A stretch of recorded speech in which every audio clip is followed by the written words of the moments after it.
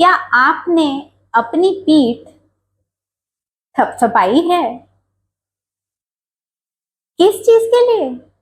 English बोलने की कोशिश करने के लिए। तो चलिए आज प्रोत्साहन देने का ये एक सुंदर तरीका देखते हैं इस कहानी के माध्यम से। कहानी है इंग्लिश में, तो साथ साथ हम अंग्रेजी बोलने की भी प्रैक्टिस करेंगे। It was holiday time. Veena and Vinay were in the garden. There were tins of paint everywhere. छुट्टियों का समय था. वीना और विनय बागीचे में थे. हर तरफ पेंट के डिब्बे पड़े थे. There was white paint and red paint and green paint and blue paint and yellow paint. वहां पर सफेद पेंट, लाल पेंट, हरा पेंट, नीला पेंट और पीला पेंट था. The painters were busy. One painter was on a ladder. The other painter was hanging from the roof on a swing. Can we help? asked Veena and Vinay. Painter व्यस्त थे.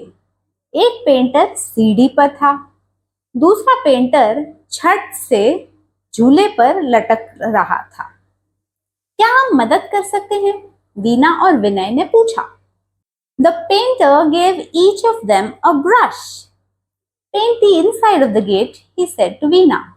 Paint the outside of the gate, he said to Vinay. Painter ने उनमें से हर एक को एक brush दिया.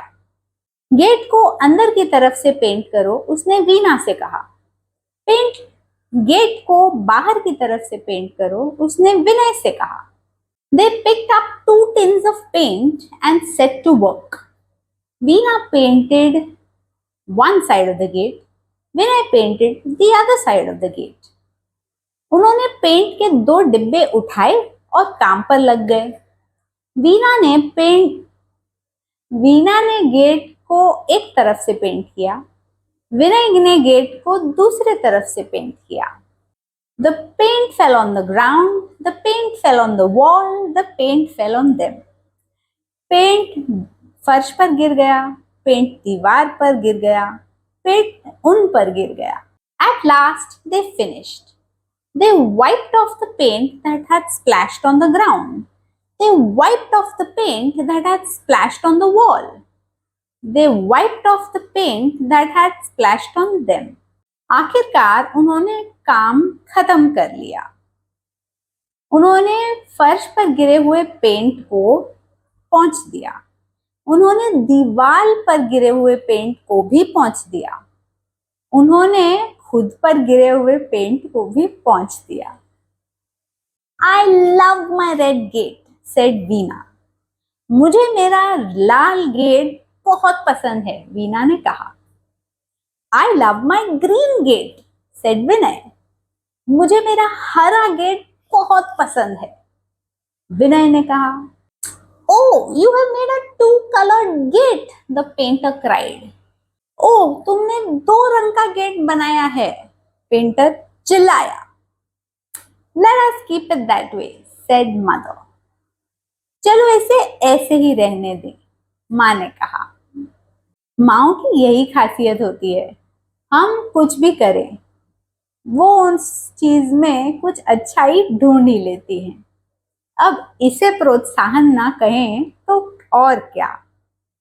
तो ये प्यारी सी कहानी लिखी है शेरिल राव जी ने और चित्र बनाए हैं तन्वी भट्ट जी ने. पब्लिशर्स हैं प्रथम बुक्स. तो इस प्यारी सी कहानी से हम अंग्रेजी कैसे सीख सकते हैं? इस कहानी में कुछ ऐसे प्यारे से शब्द हैं जो हम हमारी रोजमर्रा की जिंदगी में भी इस्तेमाल कर सकते हैं. तो चलिए इन पर गौर करते हैं.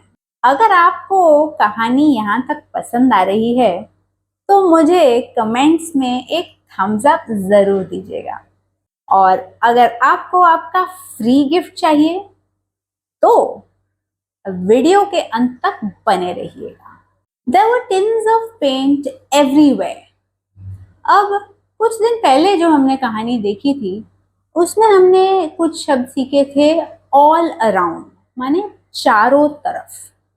तो एवरीवेयर का भी मतलब चारों तरफ है। तो हम there were tins of paint everywhere के बजाय ये भी कह सकते हैं there were tins of paint all around. तो आपको जो पसंद आए आप उस तरह से बोल सकते हैं, पर इस शब्द को किसी और संदर्भ में उपयोग करने की प्रयत्न जरूर कीजिएगा। They picked up 2 tins of paint and set to work. Set to work मतलब काम पर लग गए। तो इसका हम रोज की जिंदगी में उपयोग कर सकते हैं। We reached office and set to work मतलब हम ऑफिस पहुंच गए और काम पर लग गए। The paint fell on the ground. Fell, ये fall इस शब्द का भूतकाल है। तो हम कह सकते हैं The rain fell softly on the grass. मतलब बारिश हल्के हल्के घास पर गिरी थी। They wiped off the paint that had splashed on the ground.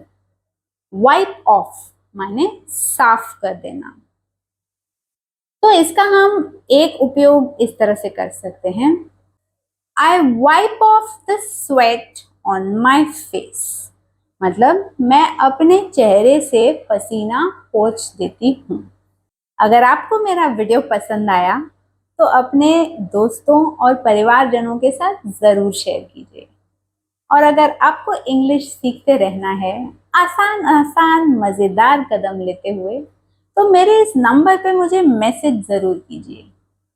आप मेरी व्हाट्सएप कम्युनिटी ज्वाइन कर सकते हैं, जहां हम रोज़ अंग्रेज़ी बोलने की थोड़ी सी प्रैक्टिस करते हैं।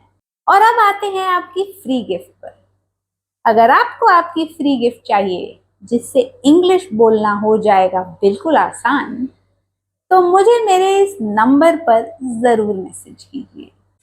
तो इन शब्दों का उपयोग अपने रोज़ की ज़िंदगी में करने की कोशिश करते रहिएगा और हम अगली बार मिलें, तब तक के लिए इंग्लिश बोलते रहिएगा।